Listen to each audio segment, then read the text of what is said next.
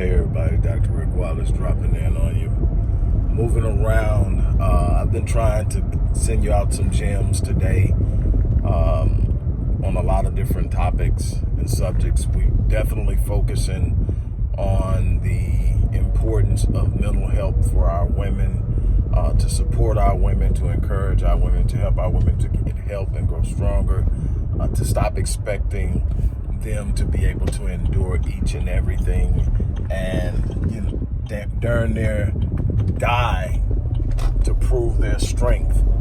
The strong woman syndrome, I call it. I've been sharing some of that on a number of different spaces and platforms, and I want to come to you more, but today is Marion and I's anniversary, so we are loving on each other and doing a lot. I just left the gym. She's still there getting dressed. I got to go run, do something for the kids real quick, and then we're going to be off and spend some time together. But while I'm driving, I wanted to share something with you that's so important. Look,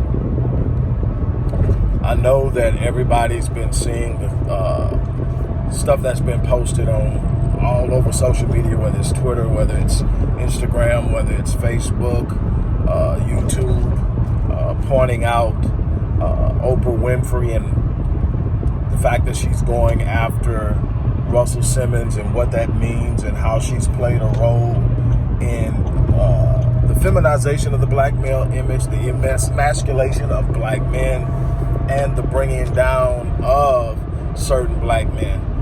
That's nothing new. What should be known or seen as the Misleadership class, the black Misleadership class.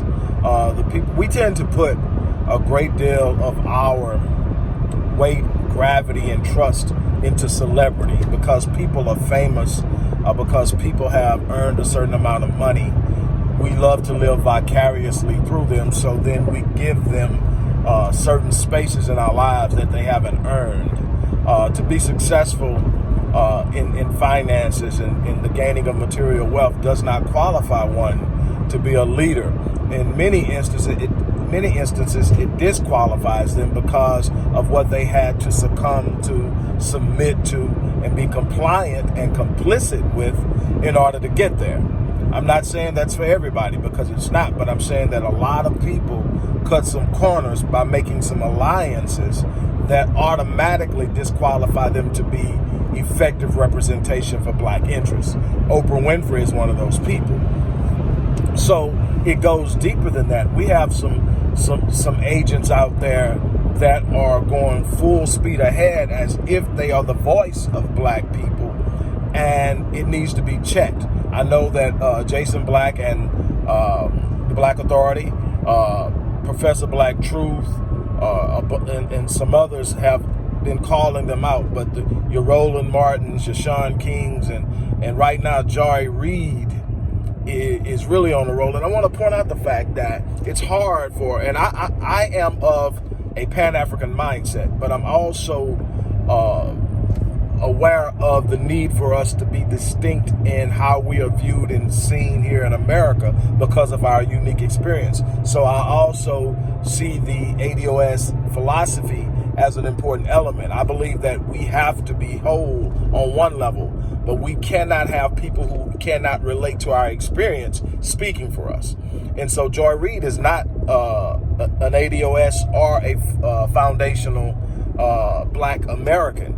And so what does that mean? That means that she does not have the experience. She can look at the history and read the history, but there's no lineage, there's no historical connection to it. And so there's a disconnect. And it's easy for her to be bought and it's easy for her to sell.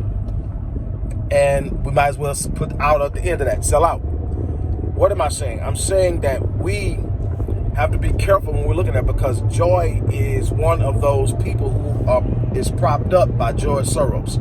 Whether you know it or not, and like people have been really, they done already took my channel down once. So me pointing out stuff it is what it is. I'll keep doing what I got to do, but I'm not going to sit up and bite my tongue. George Soros has funded a lot of the misinformation campaign. George Soros came up with a unique strategy that's actually working. Instead of pushing new policies and new laws through the normal political process, which is to lobby and get the politicians in Washington to change the laws, he decided to fund on a more grassroots or more foundational level the placement of district attorneys who will choose what laws they will prosecute and what laws they will not. So in other words, what laws they will enforce and what laws they will not. He also funded a nonprofit organization, the nonprofit industrial complex. He funded those to put people that he could give word to and give voice to, but dictate the speech. That started way back in Ferguson when there was this unbelievable, powerful movements we haven't seen since the early 60s, where we were standing up and we were pushing back and we were fighting back and we were saying never again. And in came Black Lives Matter. And it became the battle cry, but it wasn't the movement. So why did it seem like the movement? Is because they were financed, they were brought in. And if you look at the Black Lives Matter website and read the mission statement and look at the pages, we were there in Ferguson fighting for the lives of black men who were being senselessly killed, unarmed black men. And black men are hardly even recognized. And while the face of Black Lives Matter is a black man, Reid, there's a lot of question there, and he's definitely been brought up. And so all that's funded, and then you got all these other nonprofit organizations. You got all these organizations that stand up. But what am I getting? I'm saying that Joy Reid has gone out of her way to label the work that we're doing as new black media, as unapologetic black media, the ADOS, the Foundational Blacks, the Black Authority, all of that, Professor Black Truth, me, Tariq Nasheed, all of the people who are speaking out and talking about the things that are true. The fact that we called out Kamala Harris, all of that stuff is being labeled as a misinformation campaign. Russian bots. We're not real. We're spewing hatred. We're spewing, according to Joy Reid, we're spewing misinformation. We're not putting out the facts. And so it's important for those of us who are aware of what's going on to actually call out people like her. It's important that videos like this be shared so that people start to do their homework.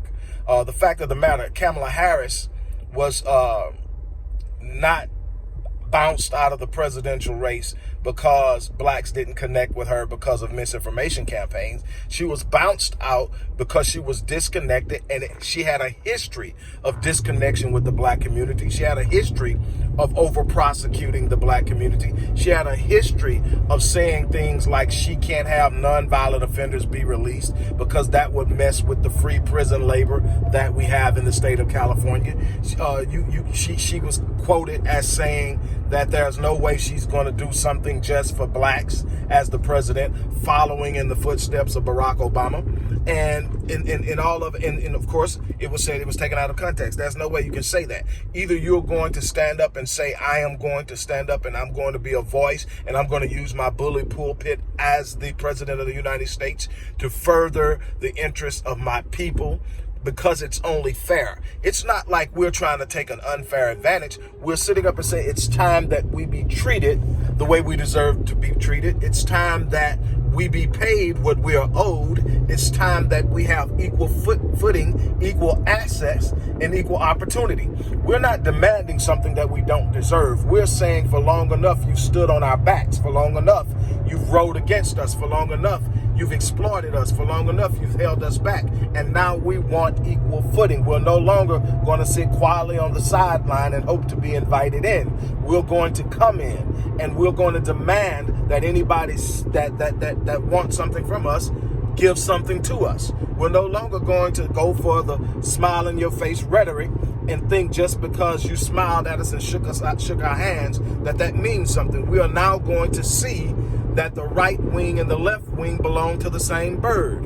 And so we are no longer going to be easily influenced and convinced to vote for someone who is not going to represent our interests. We're going to pull receipts. We're going to look at your history. We're going to look at what you do. And we're going to understand that just because you have melanin in your skin does not mean that you represent, speak for, or stand for blackness. And so that's the new look. There's no misinformation in that, Miss Joy Reid. We're simply sitting up and pulling receipts, and we're calling a spade a spade. We're sitting up and we're calling the Democrat Party to bear.